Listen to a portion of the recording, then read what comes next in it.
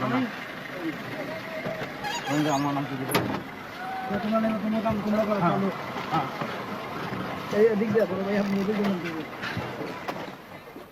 is an average day in the streets of Dhaka, now the most desperate of cities. More desperate, I'm told, than even Calcutta and Shanghai in the 30s. In normal times, this lorry collects the bodies of a few dozen destitutes. Now it collects hundreds of bodies, all of them starved to death, including this 11-year-old girl whose name was Hasna, who died in the gutter a few hours before we arrived, with her mother and brother beside her, still with nothing to eat.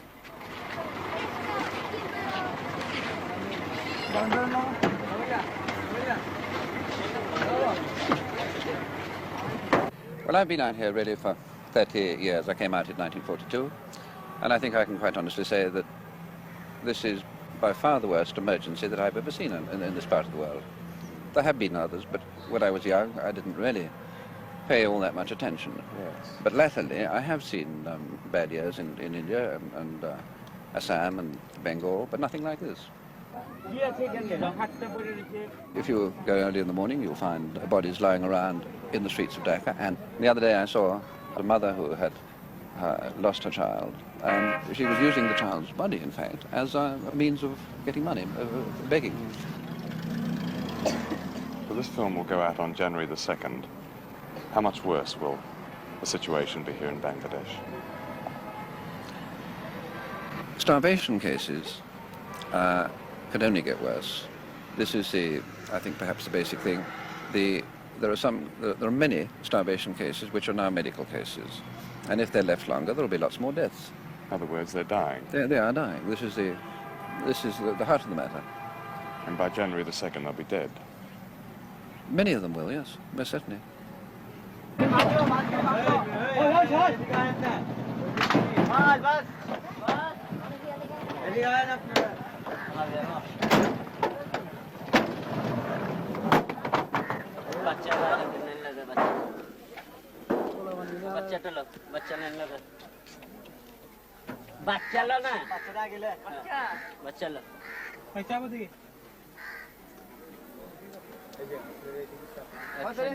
Why have these children been allowed to starve? Why have they not been saved? The answer is not what you have often been told, that Bangladesh is so corrupt it is beyond redemption. For some of us who came here at the birth of this country, reporters, foreign aid officials, political do-gooders, Bangladesh was no more than a brief cynical romance, a source of good copy. And now the story and the cause are stale, the problem too great, the tragedy unfashionable. These people are starving to death because 2 crops were ruined by flood and because of certain major political decisions taken outside Bangladesh. We were too concerned with oil to notice that in 1974 food became a political weapon, a more lethal weapon than oil. We can do without oil, we cannot do without food. The United States Secretary of State, Dr. Henry Kissinger, controls the distribution of all American surplus food abroad. Not one country on his priority list is hungry. All are Dr. Kissinger's client states. All comply with his world strategy in return for favors such as food. At the top of the priority list are Chile, Cambodia, South Korea, and South Vietnam. South Vietnam, which gets more American food than any other country, not only exports its own rice, but openly sells America's food to buy arms in order to continue a war on America's behalf. Bangladesh is not on Dr. Kissinger's priority list. Dr. Rudin, would you ask him if most of the people who are buried in the cemetery die of starvation? এই যে গোরস্থানে যারা মারা যাচ্ছে তাদের মধ্যে বেশিরভাগ লোকই কি না খেয়ে মারা যাচ্ছে অনাহার সে বলছে যে he says that most of the cases death cases are from starvation. On December the 8th, 1974, a secret report by the US State Department was leaked in Washington. It gave examples and details of the use of food as a means of shoring up one regime and blackmailing another. It quoted a top official whose job is to carry out Dr. Kissinger's strategic policies. He said, to give food aid to countries just because they are starving is a pretty weak reason.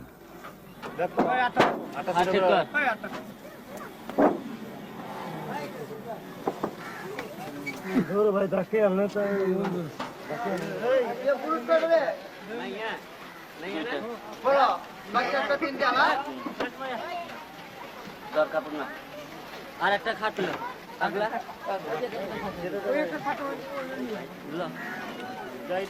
এটা ধর দুইটা বড় 6 million people died in concentration camps during 4 years in World War II. Almost as many people may have died in Bangladesh in the last 4 years. Years of drought, flood, epidemic, a genocidal war, and now famine, perhaps the greatest famine of all. I don't draw this parallel idly. I happen to be standing in the middle of a field piled high with human skeletons, bones and skulls and pieces of human hair for as far as I can see, now being picked over by crows. This is just one cemetery in Dhaka, and today they are digging up last month's famine victims in order to bury today's victims. 85 since 7 o'clock, 10,000 since last July, and most of them young, starved children. Many of these children died because they couldn't get milk. Last year, the United Nations in Dhaka stopped feeding starving children a powder made from milk and soya beans, simply because the common market countries had bought up all American soya bean stocks to use as cattle feed. And yet the EEC Council of Ministers haggled for months before releasing a miserable £63 million as relief aid, an eighth of what they had promised to 25 hungry countries, of which Bangladesh is but one. And incidentally, many of these children died because they found it impossible to eat what they got from the much-ballyhooed World Food Conference. Nothing but platitudes. He is his son. That's his son. When did he die? Just today? আজকে মারা গেছে আজকে রাতে মারা গেছে last night yes How old was he? বয়স কত ছিল বয়স 3 মাস 3 months old. Dr. Henry Kissinger opened the World Food Conference in Rome with these words. We must proclaim a bold objective that within a decade, no child will go to bed hungry, that no family will fear for its next day's bread, and that no human being's future and capacities will be stunted by malnutrition. Our responsibility is clear. Let the nations gathered here resolve to confront the challenge and not each other. My colleague, Eric Piper, took these pictures at a relief camp near Dhaka, one which Dr. Kissinger did not visit when he came to Bangladesh on October the 30th, 1974. On that day, a State Department official gave reporters an off-the-record briefing. He said, "Henry never wanted Bangladesh. With China firmly in place, there is no real strategic value here. There is nothing here, really."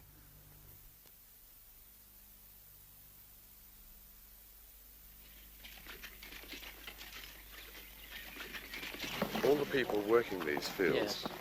have sold their crops. Yes. Years ahead, they've put themselves in Yes. pawn to buy Yes. food. Exactly. They have nothing to hope for at least for another 6 to 8 months.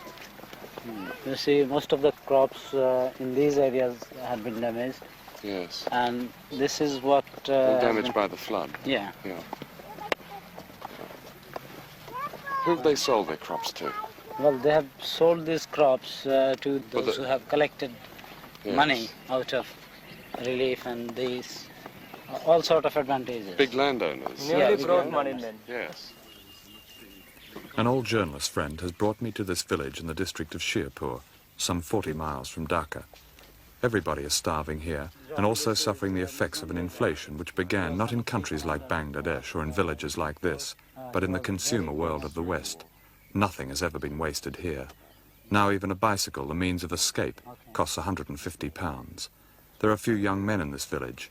Some have gone in search of food, others have simply fled in despair as the famine finally cracks the Bengali tradition of family. We could not film some of the women because they are among the 5 million in Bangladesh who are going naked because they have sold their clothes for food. Situation is. Ask him, would you, as is, what his food situation is. আপনাদের অবস্থা কি খাওয়া দাওয়ার অবস্থা খাওয়া দাওয়ার অবস্থা sir আমরা গরিব মানুষ কি খেতে পারি খাওয়া দাওয়ার খুব কষ্ট কষ্ট আচ্ছা What does he say? he's saying that we are suffering from starvation Yes. and we are very poor people When, and we cannot afford to have regular meals. when did he last have a regular meal, a আচ্ছা real meal? আপনি কতক্ষণ আগে বা কদিন আগে ভালো করে খাইছেন ভালো খাওয়া স্যার আমরা কই What does he say? He said he never had a full belly meal for কিছু quite থোড়া some আমরা time. আড়াই না খাই What is he eating then? He's eating flour, just a bit of gruel from flour. আগে ছিলাম বেঁচে টেচে He had lands and he was a farmer. He sold out all his land. Why did he sell his land? আপনি কি জন্য জমি জমি বিক্রি করছেন? খাইবার জন্য এ তো Just পেট for ভরে food. খাইতে পারি না Just for food, he sold all his landed property. And even then, he says that we cannot eat to the fullest content of the belly. He has no land at all now. Now he has no land at all. Where will his next meal come from? তো আপনি পরে কি করে খাবেন এটার সম্বন্ধে আপনার কোনো ধারণা আছে? কি করে জমি জমা, হ্যাঁ? জমি জমা দেন কি করে খাও Well, he doesn't know where he will get his food from.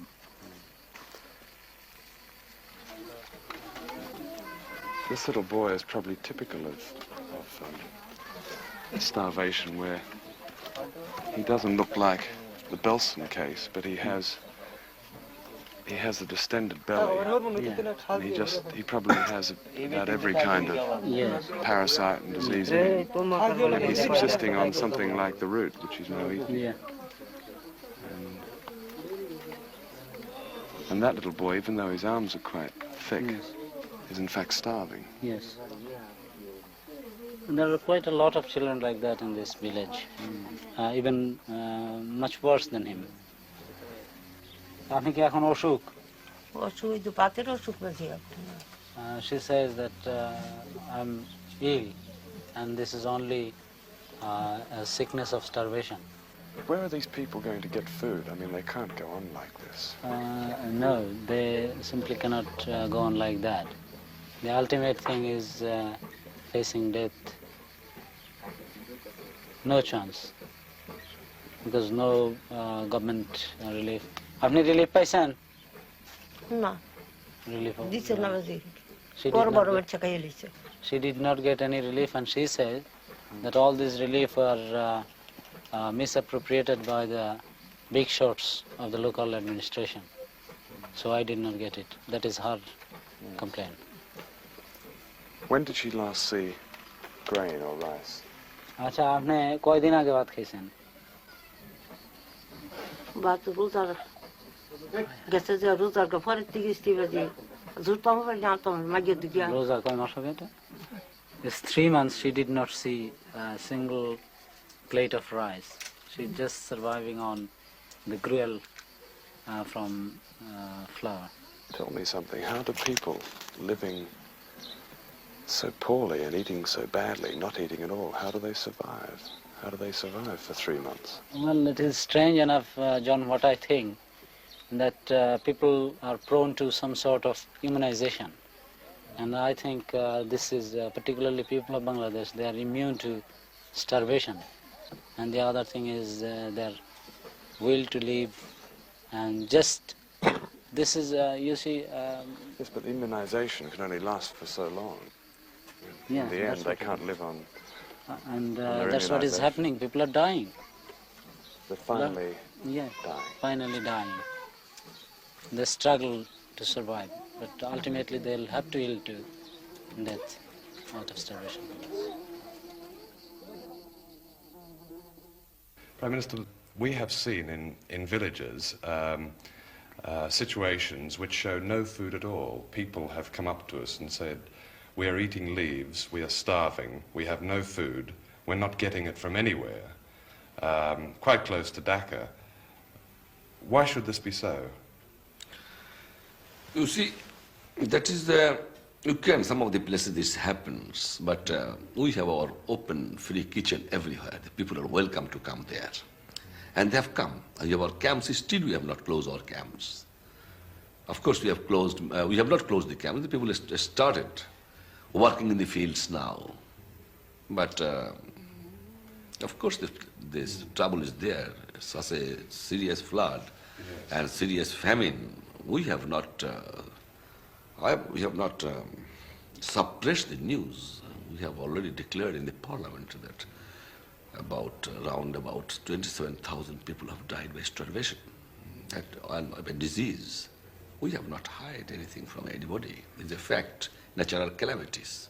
It seemed much worse than I expected in August. I've seen outside relief camps, people being turned away because the camps are full. Granted that you have set up these grill kitchens, but it seems that many, many people, perhaps tens of thousands of people, are simply not getting food in this country. It's not correct. Then 27,000 people could not even die. The people expected that few millions people will die. But we have fought it. Yes. Everybody expected that few million people will die by starvation after the flood, after the inflation, because we had no the food grains in our go down at that time. We have tried to collect from all over the world. Yes. And that time some people should come forward to help us, but we on a humble way, we have tried. And around about 27,000 people have died by starvation, which is a fact. We tried our best, consciously we have tried our best. While people are dying here, partly because there are so few aircraft to lift food and drugs to them, these 2 British helicopters stand idle. They were given by the British government, but they don't have vital parts. And in spite of pleading requests for 9 months, most of the parts have still to arrive.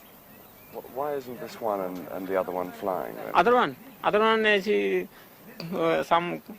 we are short of some spares. Yes. Don't have spares. We have already written for those spares. Why don't you have spares? We don't have spares because UK did not supply the spares. Have they supplied anyone to help you with it at all? Not yet. We have already demand. When did that one fly? The one over there? That one I can't say when, as soon as we receive these spares. No, but when did it last fly? Last flew the last year. December. It's been standing idle for almost a year. Idle almost the year. And we have cannibalized most of the... You would obviously be using it for relief work, wouldn't you? Yes, relief work and baby movement also. Yes. An official of the Foreign Office in London told me it was unfortunate about the helicopters, but there was a queue for spare parts with a wait of up to a year. One of the parts cost just 50 pence. Perhaps they don't know about this famine in London. Perhaps they don't know that some of the starving people in this overcrowded relief camp walked 150 miles to get here, and it was only because of a foreign film crew that these people got in. There was no shortage of aircraft to relieve the victims of the cyclone in Darwin, Australia. The air forces of Britain, America and Australia were there. None of these countries has sent aircraft to rescue the people of Bangladesh. The same answer, the famine is there. It is due to recent flood. Yes. When you say famine is there, that means there's no food in the village at all, is that right? No food is there. What is she saying about her little boy? She says that her baby is suffering from disease, and it is due to food, shortage of food. Excuse me, is this the first food they're getting since they've arrived? This is the first food. Well, the first food in weeks, is it? Or? The Soviet Union, with the biggest air force in the world, has lent Bangladesh 9 creaking helicopters, which break down more than they fly. The world's new rich, the oil producers, have offered some petty cash. Saudi Arabia, for example, recently gave Bangladesh the equivalent of less than 5 days' food.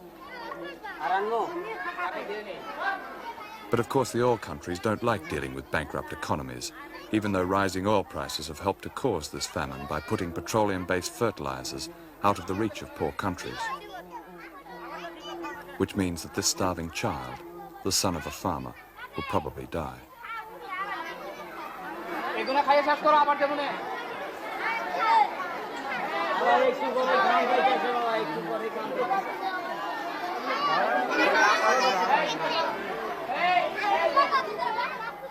Recently, a foreign aid official visited Bangladesh for 3 days.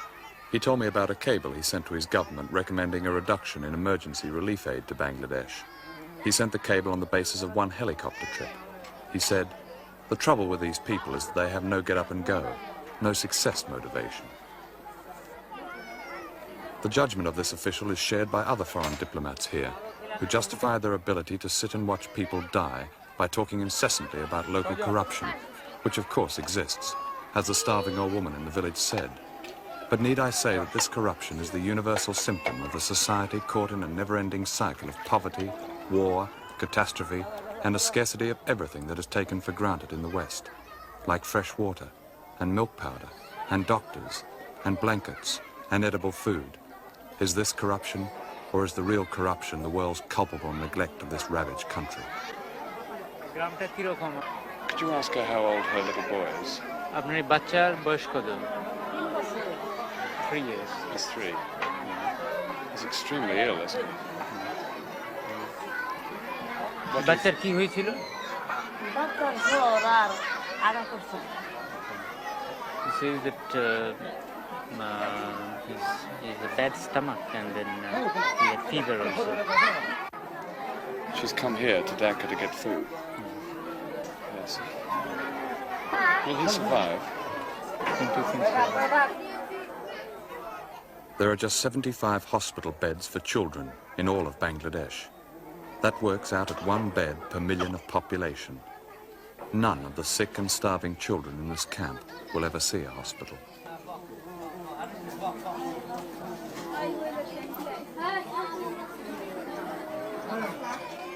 This used to be a soap factory. It is now a famine relief centre near Dhaka, and several thousand people are here. Almost all of them are starving, and many of the young children are suffering from typhoid, smallpox, and a thing called black fever. Many of them are dying. Not long ago, Dr. Henry Kissinger made his first visit to Bangladesh, squeezing it in between the Middle East and Moscow. He drove straight from the airport to the Intercontinental Hotel, talked for 1 hour with the Prime Minister, returned to the Intercontinental Hotel, held a press conference, drove back to the airport and left. Shortly after that, President Ford, on Dr. Kissinger's recommendation, halved the proposal for American emergency aid to Bangladesh. Instead, Bangladesh will receive more of the same from America. Boxes of army surplus biscuits and consignments of tents on which is written, "Important campers, don't forget to have fun."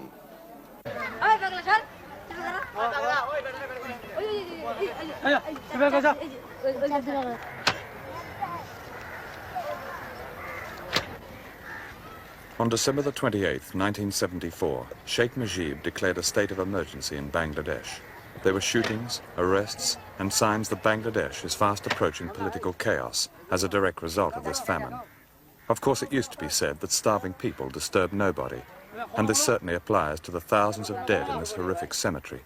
But Bangladesh is at the center of Asia, with borders on China, India, and Burma. And when those who somehow manage to survive this famine are finally in political turmoil, they will, I'm afraid, disturb everybody.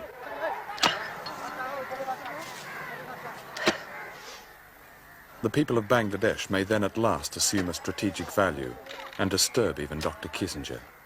They may even disturb the United Nations, which ignores its own charter by its meanness to Bangladesh, and the Soviet Union, which heaps so-called friendship on Bangladesh and little else, and Australia, which mocks Asia with cliches about partnership while its surplus wheat stays in its silos, and the so-called internationalist common market, whose behaviour toward the starving of Bangladesh is that of a mean little burger, and Britain with its traditional goodwill and 2 idle helicopters. But of course the West has given something to Bangladesh, a disease called inflation. If you've been horrified by what you've seen, then good. No doubt the commercials in a minute's time will offer reassurance to those who feel they need it. The truth is that Bangladesh and Britain have been caught in the same blizzard of inflation, energy crisis and shortage, with the one difference. When prices go up in Britain, no one dies. When prices go up in Bangladesh, thousands die. You see, it's no longer a question of pity and charity. To hell with that. Their struggle to survive is our struggle. Beat it in Bangladesh and you beat it in Britain. It's really a simple choice that has little to do with the brotherhood of man. The alternative is that we are all expendable.